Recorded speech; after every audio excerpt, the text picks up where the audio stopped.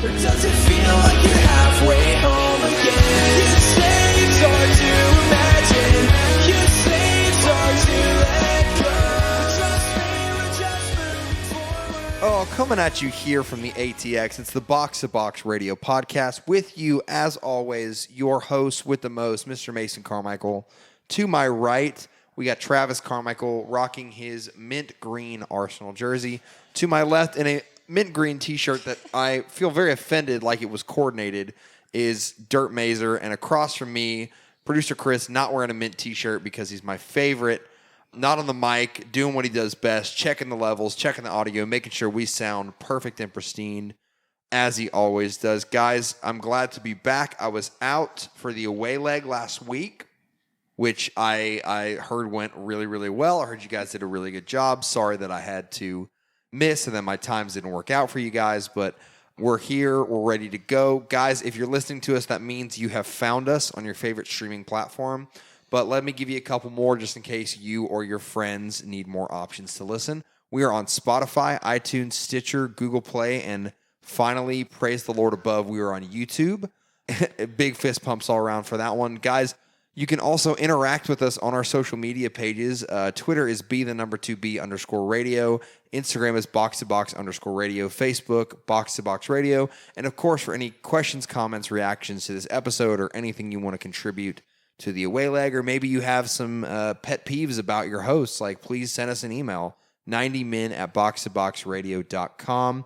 Before we jump into the nitty gritty, another shout out to Sincerely Yours. I had a lot of fun with him this past weekend at a wedding that Dirt and I got to go to. And Travis was there too. Travis for was a there little too. bit, I was in mate. existence. I showed up. Hey, the alcohol was free. That's all I got to say. So got to hang out with all of them and thank him again for everything that he does for the podcast and all the music that he produces. So y'all go give him a listen into his album Golden Age on Spotify and iTunes. Y'all, that was a lot. One word to describe how you're feeling today. Oh, fantastic. Quality. You know why I say quality? No, but I'm sure you're because- gonna Tell me. us. Definitely.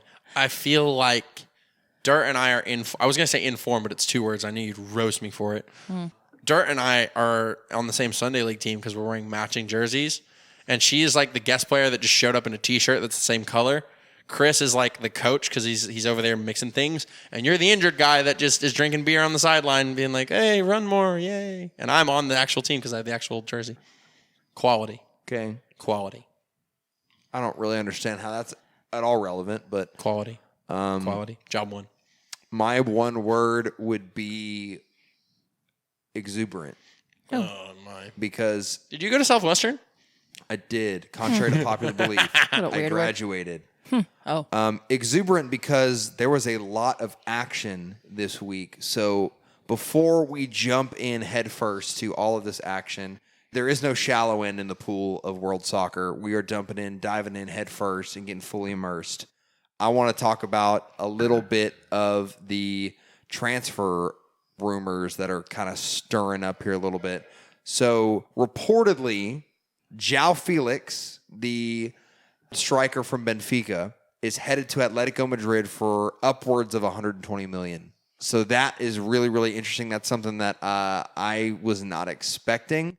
Same vein, another 20-year-old player, guys that are under 21, not in their prime yet. Aaron Wan-Bissaka, the English right back from Crystal Palace, is reportedly headed to Manchester United for around $63 million.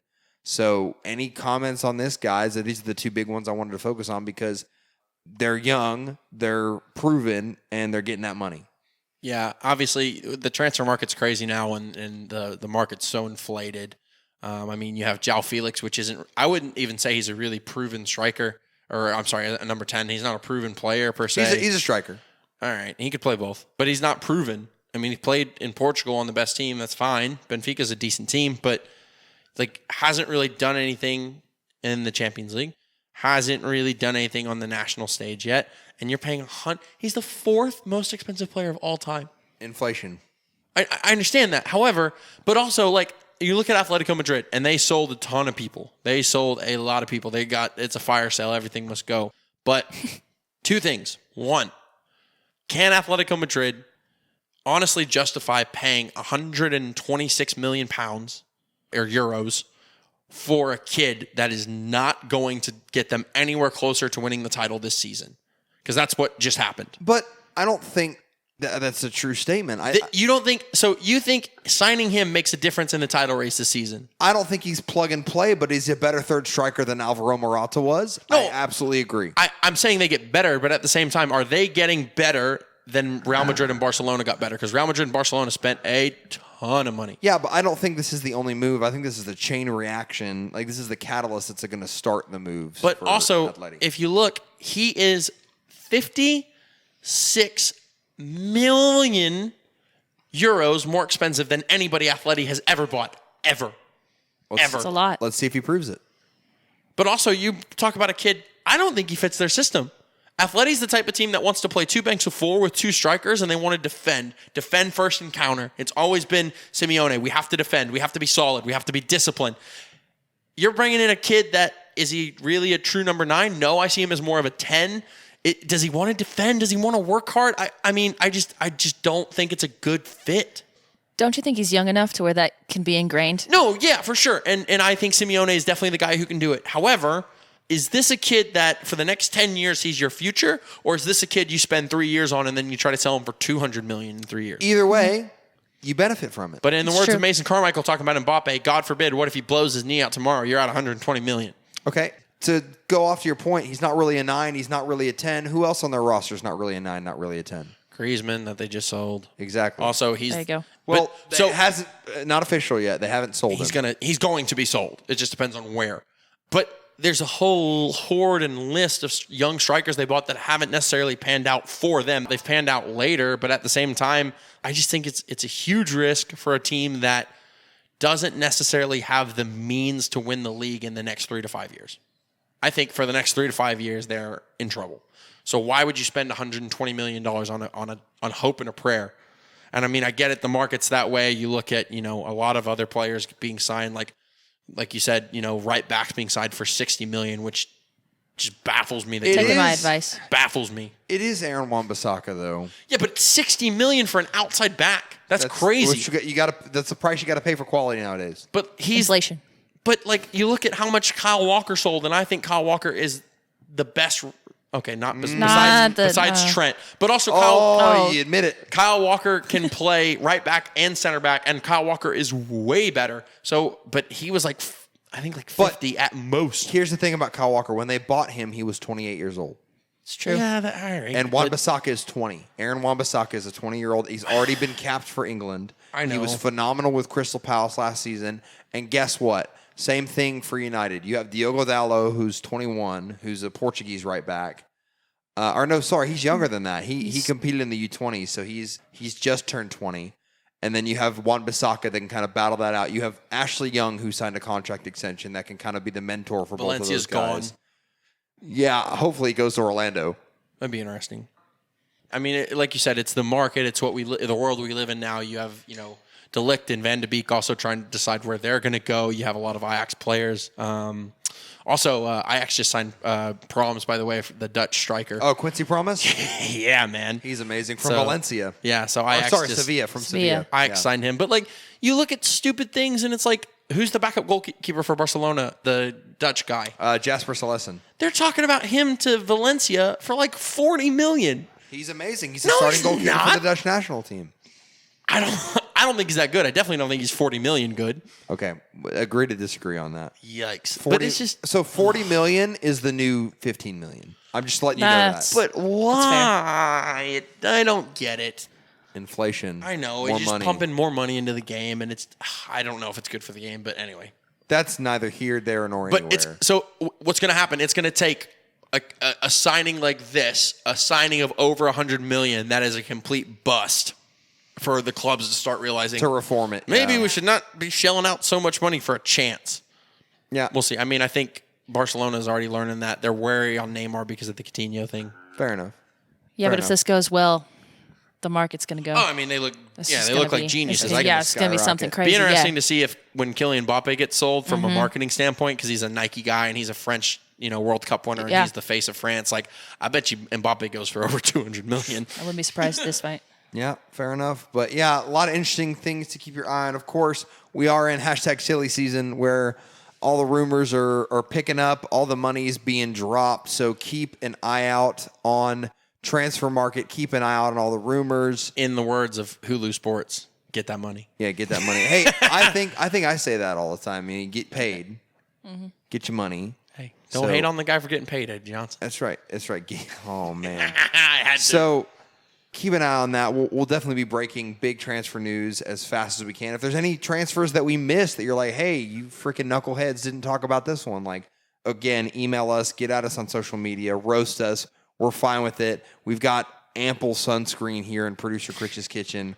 We'll be okay. Also, my heart hurts because the rumor has come out that Torreira and Emery are fighting, and Torreira wants to go to Milan for 35 mil. I was like, We'll see. Oh, my We'll see. heart. Oh, no. I don't think that's true, He's but our we'll only see. hope.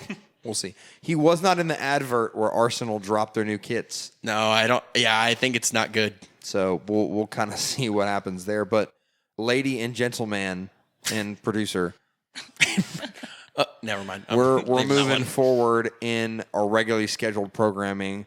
Travis, I know that you watched a lot of Copa America stuff. Yeah. And I know you wanted to kind of fill us in a little bit on some of the highlights of Copa America. That we'll start there briefly because we got a lot more we got to cover. But for our South American listeners that Yeah. are really invested in this tournament, kind of give us your highlights from the tournament so far. And I mean, we've talked about it on the show quite a bit, but I'm just going to, obviously we're sitting down here. We just finished watching Brazil narrowly escape Paraguay in penalties. That ended 0-0. Red card to Paraguay. So Paraguay with 10 men had a chance to equalize on penalties. Bobby Firmino missing the frame, and then the guy for Paraguay steps up and misses. Alisson with a good save, and Gabriel Jesus knocks it in for the winner. I'm a little bit perplexed here. So Uruguay's looked really good. Obviously, Qatar is out. Japan is out. You have Ecuador also out. Paraguay getting through with only 2 points, because how it works is it's 3 groups of 4, and the top 2 go, and then the from each group, and then the 2 of the 3 third-place finishers go. So Paraguay finished 3rd with 2 points. Japan had 2 points. Ecuador had 2 points. And goal differential, Paraguay went through, which if you go through with 2 points, it is a miracle. So it's been interesting. I think that Argentina struggled. They beat Qatar 2-0. Not convincing at all. What helped them is in late, they subbed on Dybala for the first time in the tournament, and they played Messi as a 10. They played Dybala and Higuain ahead of him, like I had suggested that they do. Must be listening to the show. And Aguero scored late, and they looked much better because Aguero got service. Qatar really, in 4 minutes, gave the first goal to Argentina, just playing out of the back, just giving the ball away. So Argentina didn't really earn it till late. So the interesting thing here is Argentina has to play Venezuela. So on paper, Argentina, no problem, it's Venezuela. Right. Venezuela came out of Brazil's group, and they finished 2nd, and Peru made it through in 3rd, but Venezuela tied Peru, tied Brazil, beat Bolivia. Venezuela has looked unbelievable, so I think Venezuela is going to beat Argentina. Yeah, our Lord and Savior, Joseph Martinez, might have something to say about that. So Blasphemy. He doesn't even really play that much. They got Rondon up front. yeah, it's just freaking It's abysmal. Yeah, but at the same time, is he better than Rondon? Play him in a front at two. The moment, no, that's not the system. They tied Brazil. Let them go. Let them go. They tied Brazil. They're fine. I think they're going to beat Argentina. I think, obviously, Brazil on to the semifinal. They got a little bit lucky. I don't know how well they're going to do. You have Colombia has to play Chile. Yeah, that's correct. That'll be a good game. I don't think so. I think Colombia's going to Really? walk them. No, Chile's looked pretty good. Yeah, but Chile's looked pretty Colombia, I think Colombia wins the whole thing, if I'm being honest with Yeah, you. they've got the That's talent. fair. And they got the depth and the talent, and they look good. And then obviously Uruguay has to play Peru. So that'll be interesting. And also Luis Suarez, one of the highlights of my tournaments. Oh boy. Oh man, I know exactly what you're talking about too. So 2 things. First off, number 1, you got to love it. He dribbles the goalkeeper and crosses it, and the goalkeeper makes a save, and he appeals for handball on the goalkeeper. And That's then a striker right there, for instantly sure. it's like, Natural. oh, it's the goalkeeper. Dang. And then this is the greatest thing. So there is, obviously, they don't like to televise this stuff because it encourages people, but a fan runs onto the field in like a chicken mask. Yep. And he's a Uruguay fan. There's a guy the player from Chile. Oh, Hara, the center back. Rightfully yeah. so, Yep. goes to try to trip him, not to try to injure him or anything, but try to trip him so security Oh, no, can get he him off broke the field. him. He broke him for did he? sure. It was great. Hey, even better. Don't run on I the field, watched you the muppet. footage. It was phenomenal. So Suarez goes up to the referee and it's like, ref, that's got to be a red card. He's got to be off the field and tries to appeal to get him carded. And the ref's like, you're an idiot. Hey, Dirt, I know you're a center back, and Yeah. I know that you are one of the most honest of the positions on the field because you're Please tell no me you would've nonsense. kicked him. But I'm a striker. I fight and claw and scratch for every inch that I can get. So nothing but respect for my president, Luis Suarez. God bless. I mean, Actually, fun little fireside chat with me real quick. Okay. I actually wrote a paper in one of my classes that was taught by the soccer coach of Southwestern, Mr. Don Gregory, about how I felt like Luis Suarez was getting a bad rap and deserved a second chance after before or after he bit. biting I was gonna people. say- After biting Branislav Ivanovic in the season that year, and then he bit that guy when he played for Ajax as well. They called him the Vampire of Amsterdam because of that. But I got an A on the paper, and then not even a month later, he bit Chiellini. What are you going to do about it, right? So, yeah, I mean, I agree a lot with your analysis of what's all going on in the Copa America. I think that you're apt to say that Colombia might walk Chile. I think Colombia and Uruguay are the teams to beat in this tournament, which is weird because it's a tournament with Brazil and Argentina in it as well. But we're talking about But also, Brazil and Argentina, if Argentina wins, they got to meet in the semifinal. then that would be amazing. And I would love a Argentina-Brazil semifinal and a Colombia-Uruguay semifinal. That would be the dream right there, yeah. legit. So, yeah, thanks for filling us all in on that. I appreciate it, man. Like, Yeah, and also one last thing. Obviously, Cavani looks great, and you were praising this earlier, but Nico Ladero. he's been phenomenal. been unbelievable. Starting at left mid for them. He's been great. Never would have thought he'd be back in the Uruguayan side, but he's looked great, man. He's a great player. Yeah, Nico Ladero's been great. No complaints here from me. So, but yeah, I think Colombia gets it done. So we'll see. So we all kind of here at Box to Box Radio, we like to, there's a lot of soccer that we have to watch. And if we're going to cover from box to box, we have to all kind of divide and conquer is what I like to call it. Yeah. We like Right. to kind of each pick a framework of soccer that we like to watch. So I'm going to give a little snippet of kind of what I watched a little bit, Yeah. which is going to come out of left field for you guys because I didn't even give you this in the preview Oh, good. for our show, but I wanted to talk about this, and then we're going to kick it over to Dirt here in a second. But my little mini preview, little takeaway is if you haven't been watching the AFCON, the African Cup of Nations, I was hoping. I haven't been keeping up, but I was really hoping you were going to bring it up. you're missing out. So Egypt, Algeria today, great game. Go back and watch those highlights. But the one that I want to focus on is I like watching the littler guys play, and Uganda took on Zimbabwe in a 1-1 draw sounds like a couple days ago. great game. And there was, oh my God, this game had everything. I feel like Stefan from Saturday Night Live. This game had everything. So this game literally had everything. So like it ended 1-1, but easily could have ended like 3-3. You had 6 yards out misses from both teams. All right. You had, oh my God, this is great. So Zimbabwe's in on goal. Their striker shoots it. It ricochets off the goalkeeper in such a way that the backspin makes it go all the way to the line and spins off the line, and the goalkeeper catches it. It was phenomenal. Like, Zimbabwe should have put this game away 3 times, like, early. And then Uganda's like, okay, they're not going to do it, and they should have buried them, and they didn't. And it ended 1-1. And after the game, I sat there, and I was like, you know what? I'm okay with the scoreline because It's both a great game teams, of football. phenomenal. You got Cameroon versus Ghana coming Oh, up here man. next week as well. great. So if y'all, it's on BN Sport. So if y'all don't have BN Sport, please like go watch the highlights for these games or something because like this is going on right now. And that's what I love about soccer is like you can watch it all over the world. There's tournaments going on Everywhere. all over the world. Like AFCON's going on, Gold Cup, Copa America. There's some UEFA Nations League games going on in Europe. There's Women's The World Cup. U21 for Yeah, Europe, yeah. for Europe as well. Yeah, U21, the Toulouse tournament, I think is what it's called as well. That's kind of wrapping up, and then of course MLS going on too. So there's so much soccer to be watching right now, guys. And It's funny because a couple weeks ago we were sitting here like, oh man, we just got to get past the champion, like the champions weekends of all the leagues. All the leagues are ending at the same time because it's too much to cover, and then we'll get out of it. And then as soon So- as the summer starts, there's like 6 tournaments. another thing today, so UEFA Champions League pre-qualifying started today, Did it really? Oh. Okay. and Europa League starts tomorrow. Okay. So Oh, good. More soccer. It never, it never stops. Never. And that's why we are box all to you, box. all you NFL, MLB, NBA stands out there, Yahoos. right? Like Go they're away. like fiending for something to watch over the summer because my sport doesn't play. Like, watch soccer. It's on. That's part of the reason why I fell in love with the game, because there was never a dull moment. There was never a moment where I couldn't watch something. Right? It's always on. You know, even in the darkest hour when there's nothing on, like, okay, USL League One, North Texas SC versus Forward There you Madison, go. I'm going to watch it. God. Right?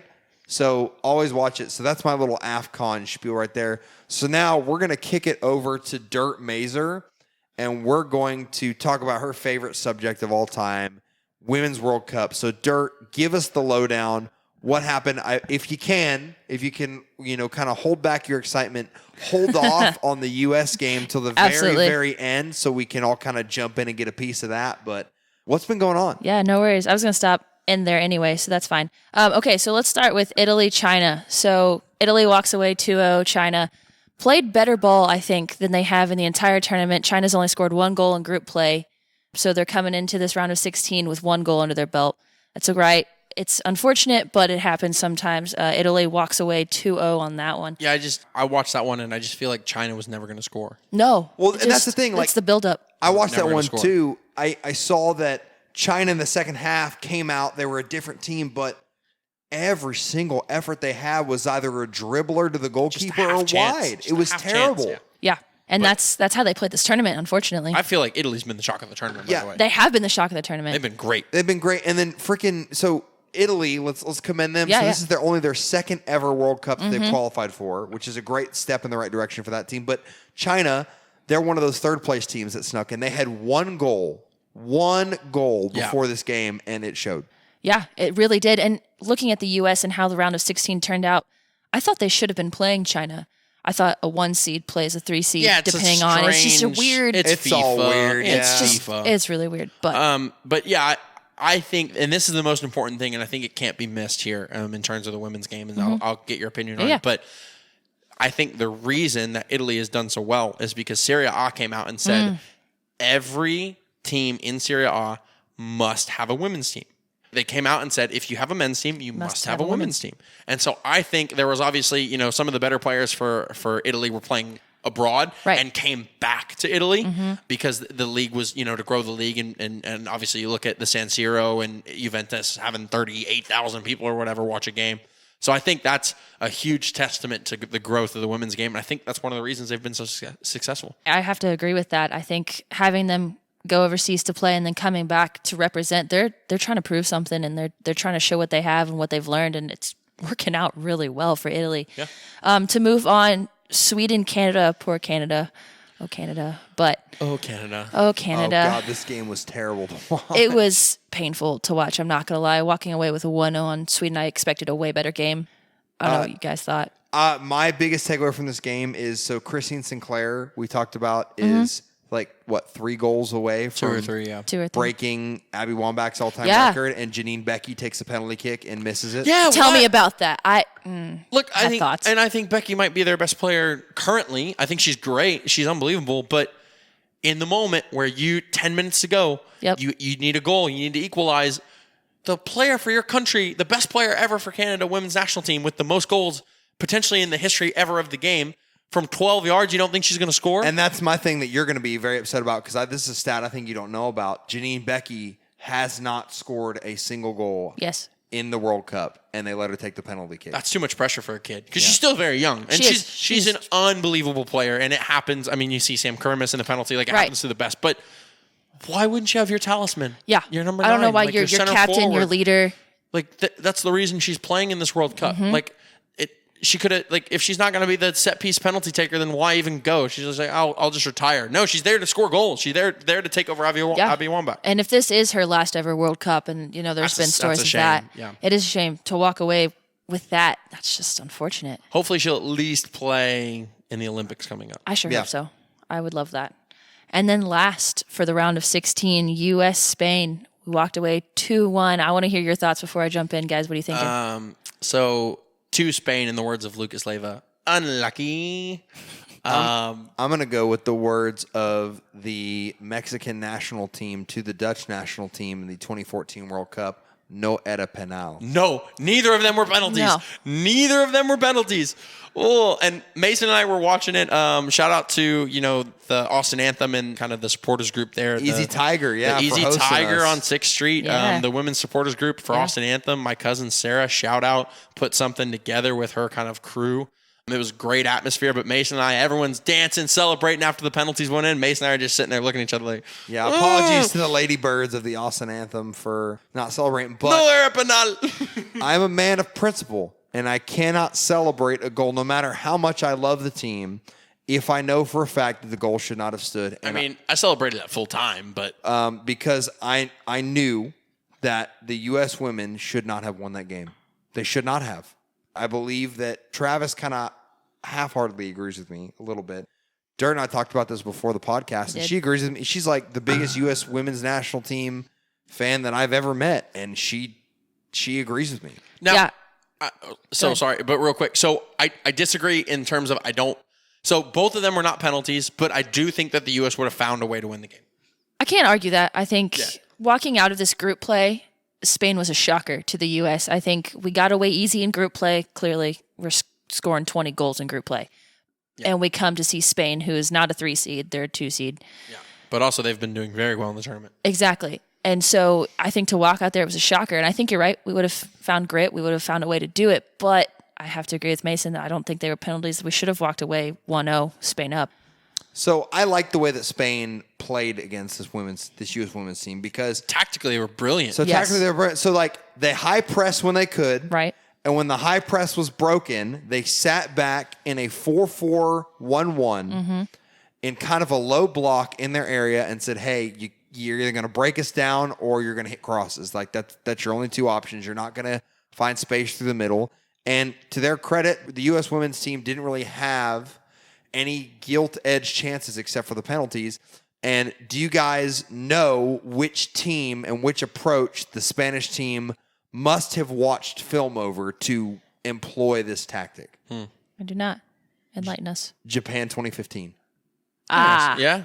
Okay. They yeah. played a lot like that Japan team from 2015, and it worked. Also, they kicked the ever-loving crap out of Alex Morgan. They just kicked her every chance they Which is got. you have to do that. Yeah. And it's something to watch now for the next round because she is no way 100%. No, No, not she- even close. She's been kicked Which- just to oblivion every It's game. good to have Carly Lloyd on the bench to come in, but like that's my thing. They're completely different players. Like Alex Morgan is a creature of speed and a creature of, just space. Carly Lloyd's a little bit more technically skilled and a little bit better at combining and passing, but they're going to have to severely change their shape if Alex Morgan can't go. I also think, and this is where, and I'm not going to try to pigeonhole Abby Wambach as a specific type of player because I think she's a great all-around player, but Abby Wambach provided something that the U.S. don't have right now. That's a different way to unlock the game. Aerial threat, yeah. when Spain is sitting in, is Spain good in the air? No. But did the U.S. have anybody No. no, we weren't going to throw Ertz. other than set pieces that were good Right. in the air? No. So you have to find, it's a different way to unlock the game, if that makes sense. I want to get your opinion on this, guys. Jill Ellis did not sub Alex Morgan until the 84th minute. Ridiculous. Coming from a coaching standpoint, Travis, I know you coach the kids, but looking at this, doesn't matter what age you coach. Why would you not sub sooner? I think there's something to be said at that level. Obviously, you look at all 11 players can go 90 minutes. I think in Jill Ellis's eyes, she's the talisman. She's the number 9. She's the player. So I think that she wanted to give her the opportunity to try to be the number 9 for her team. But here's my thing. The score's 2-1 at that point, correct? Correct. You're already winning the game. Correct. She's obviously struggling. She's obviously not 100% since halftime. Yeah. She's limping around a little bit. She's not really making as many runs because she's obviously in a lot of pain. And Alex Morgan's an athlete. She's a competitor. She's not going to want to come off. It is a sport. Okay, whatever. Anyway.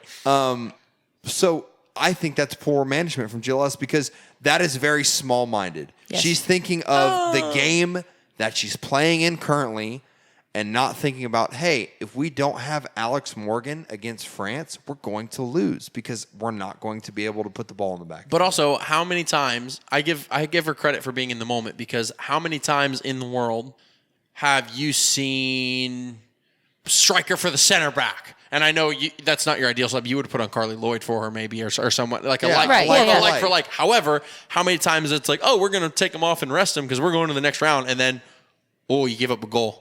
And then, you go to penalties. And then you lose in penalties. But here's my thing, right? It's not like they're putting on some scrub for Alex Morgan. No, it's true. I understand they're that. putting but like, on one of the most decorated players in the history of the women's game. I know, but you're trying to give your talisman player the opportunity to be the talisman. But they don't need her to score another goal. And she hasn't done anything thus far in the game either. She's getting banged around. Exactly. She's not making any moves for the net. She hasn't done a single thing since halftime. Yeah, she wasn't effective. Why wait? I don't disagree with y'all, but at the same time, I don't think, it's a horrible coaching mistake. I think it's one of those things where she made the choice to try to let her talisman be the talisman, but if she's try to give her an opportunity to close the game. Because to be fair, that game at 2-1 was not over. But if she's anything less than 95%, it's a mistake. Maybe. But also at the same time, Alex Morgan in the last 5 minutes ended up playing like center back. Like you see her it's like, why is Alex Morgan like all the way back there? There's no center forward, and she's just like running around, clearing the ball, doing her thing. So yeah, maybe she wanted to play center back. And then I guess Jill Ellis waited till the 4 minutes of overtime to sub in Kristen Price. But yeah, I think that was more of a hey, walk off the field, take your time, relax, like do something. Yeah, like let's kill some time here. So. And that's the only sub that I had a qualm with. I think that she was obviously in a lot of pain. She was obviously in discomfort. So why, again, you talk about effectiveness too. Like, why would you leave a player on that can't even make a run, can't even stretch the back line, can't even keep them honest? It wasn't that bad. She was struggling. She was struggling hardcore. She was moving better than that. She wasn't like a 1 foot wonder over there, like hobbling around. But would you argue that a fully fit and firing Carly Lloyd is worse? No, I'm not trying to say that you guys aren't correct. I'm trying to say that you asked why would Jill Ellis do this? I think this is the reason why. Travis and I, we're big FC Dallas fans. We always criticized the coaching staff from the past couple 10 years. Shells Hyndman. Rollover subs. Oscar Pareja did this too, of not utilizing your subs until really, really late in the game and letting your teams get gas. And I'd argue that Luchi Gonzalez did this the other day too against Vancouver. You're utilizing your subs too late to where your team is already gassed. And it's not that they're not physically capable of making the run. It's that when you're that tired, it's not your physical state that starts to go. It's your mental state that starts to go. Yeah. And so why not, if you are the coach, put those changes in, trust your players, know that they're going to do a good job. And as we're watching right now, Lucas Venuto just scored the equalizer for the Whitecaps because Dallas shut off because they were mentally exhausted. Also, I'm kicking myself because in fantasy, I took Dom Baji over Jesus Ferreira. Like it was straight up like... That is why my fantasy name is Dom Baji and the Heartbreakers. It was literally a like-for-like choice. I have $7 fantasy dollars left. They both cost $7. Who do I take? And I took Dom Baji. And Dom Baji did nothing, and Jesus Ferreira scored. Fair enough. Yikes.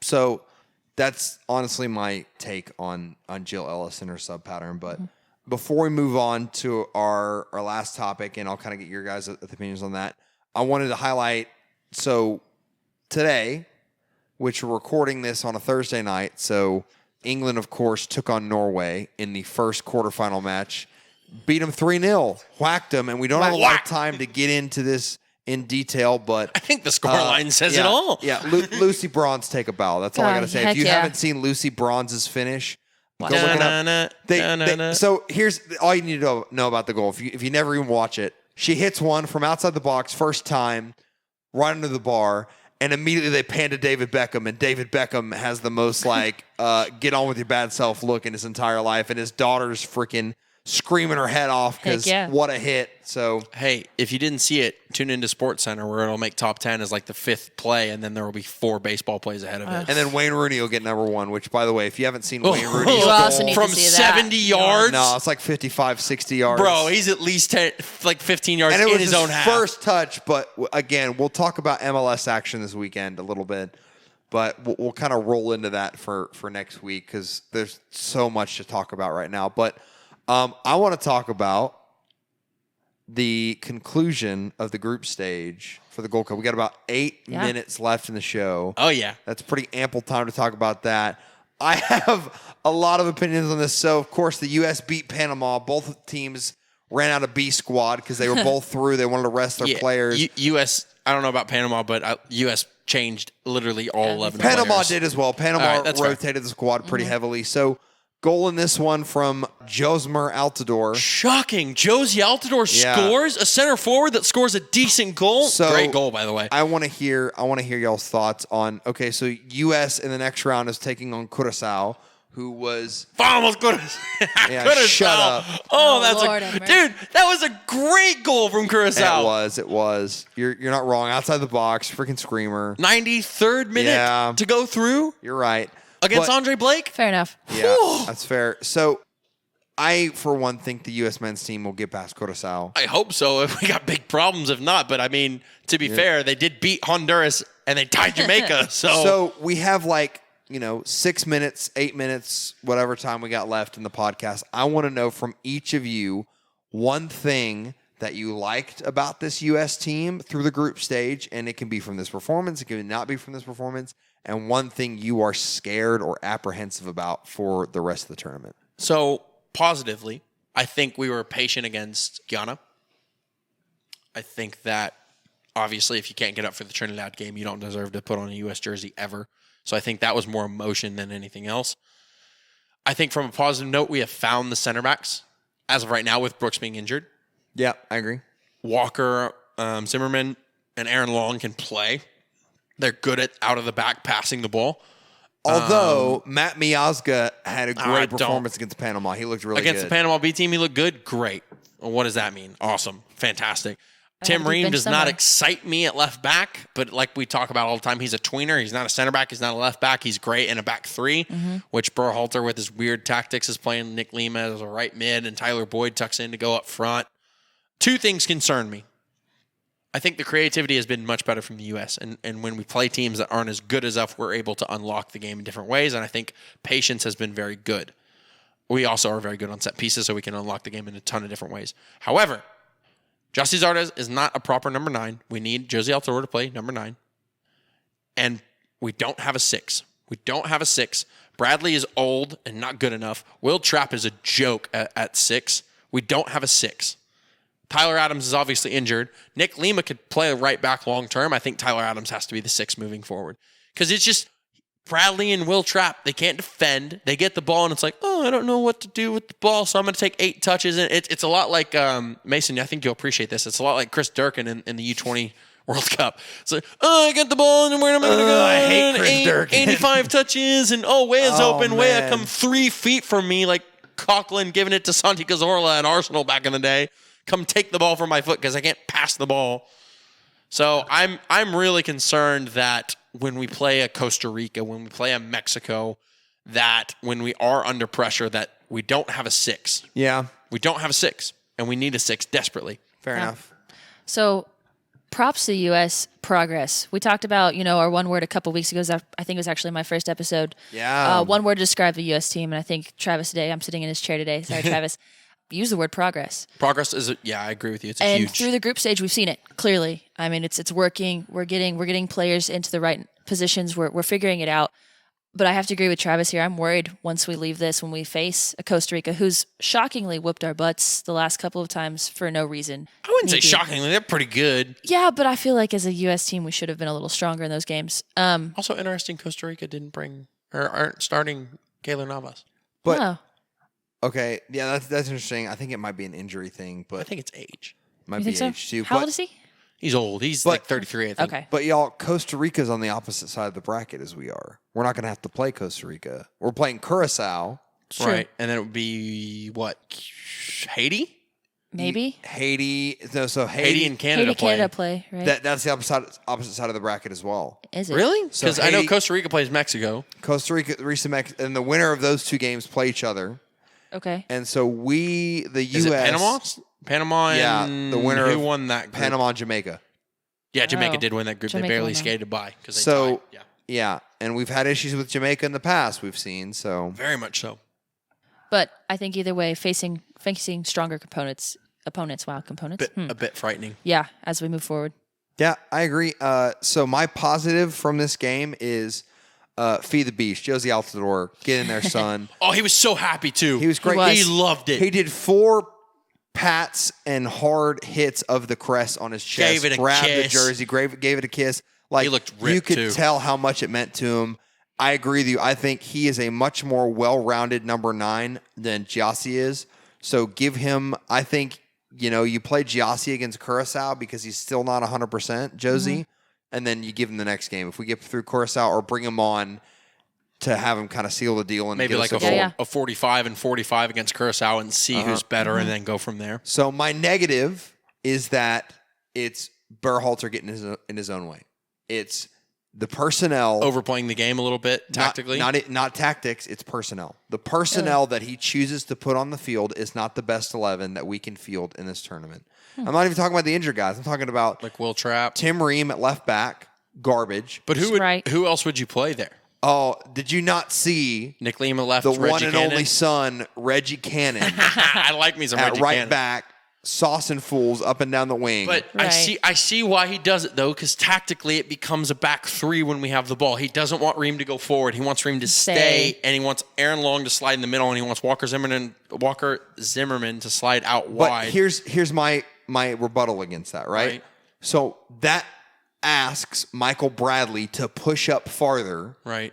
and to be more of a creative hub in the middle. And he's not. Which he's a metronome. He is not a creator. That's Correct. true. And what that means is he sets the tempo of the game, which if you slot him in between those 2 center backs, he's an outlet. He can set the pace of the game. He can step forward if he needs to.